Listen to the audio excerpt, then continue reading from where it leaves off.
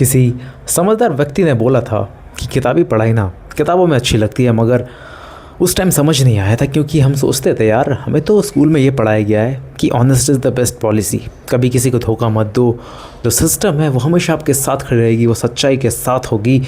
मगर देश में जिस हिसाब से हालात बनते दिख रहे हैं ना, उस हिसाब से लग नहीं रहा है कि साला किताबी पढ़ाई आज की ज़िंदगी में काम आ रही है।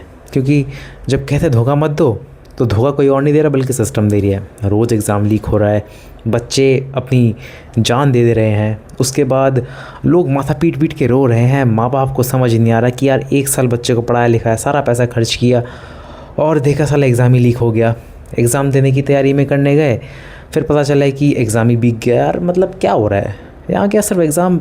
आपको क्या लगता है एग्ज़ाम लीक हो रहा है यहाँ पर? ना, एग्ज़ाम लीक नहीं हो रहा है यहाँ पर, विश्वास लीक हो रहा है। यहाँ उम्मीद है, जो ड्रीम है, उनको निचोड़ा जा रहा है, उनको पीसा जा रहा है सिस्टम इस करप्शन के द्वारा।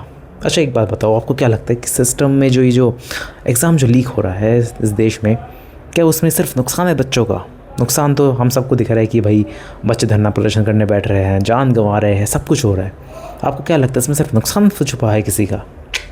फ़ायदा है इसमें? फ़ायदा बताओ क्या फ़ायदा है इसमें सरकार का? हाँ, सरकार का, सिस्टम का, जो भी कह लो, ये है कि जितने भी बड़े बड़े कोचिंग सेंटर है ना, वो आपको ये बोल के मोटिवेट करेंगे कि भाई एक एग्ज़ाम लीक हुआ है, जांच चल रही है, कुछ गिरफ्तारी हो गई है, एजेंसी बिठाई कि सब कुछ हुआ, साला कुछ हो नहीं रहा है, ठीक है। पर कोचिंग सेंटर आपको ये समझाएगी कि नहीं बेटा नहीं, तुझे मेहनत करनी नहीं छोड़नी है, तेरे को ज़िंदगी में आगे बढ़ना है ना, तो चल दोबारा टेस्ट देगा, तू एक बार री एग्ज़ाम देगा तो दोबारा अच्छे नंबरों से पास होगा, रैंक लाएगा बढ़िया वाली, 1 नंबर वाली, हमारा कोचिंग इंस्टीट्यूट का नाम रोशन करेगा। इसलिए चुपचाप पढ़ाई कर, चुपचाप पढ़ाई कर। 1 साल जो तूने 1 साल जो वो पीजी हॉस्टल में 1 साल 2 साल जो भी तूने गुजारे, तो भाई दोबारा पे करना पड़ेगा, दोबारा वो सब झेलना पड़ेगा।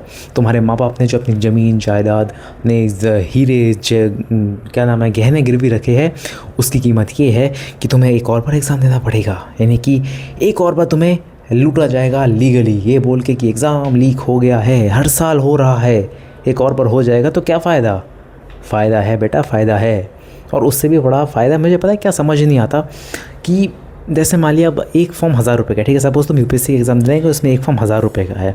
अब उस एग्ज़ाम को देने के लिए 10 लाख बच्चे गए, तो 10 लाख इंटू तुम 1000 करोगे तो करीब करीब 100 करोड़ बैठ रहा है, 100 करोड़। और एग्ज़ाम से 1 दिन पहले आपको पता चला, 2 दिन पहले, कि भाई एग्ज़ाम तो लीक हो चुका है, यानी कि वो जो पैसे है, वो फ़ीस के पैसे तो आपको वापस भी नहीं मिल रहे हैं, प्लस 100 करोड़ का फ़ायदा सरकार को यूँ हो जा रहा है ये बोल के कि एग्ज़ाम लीक हो गया है।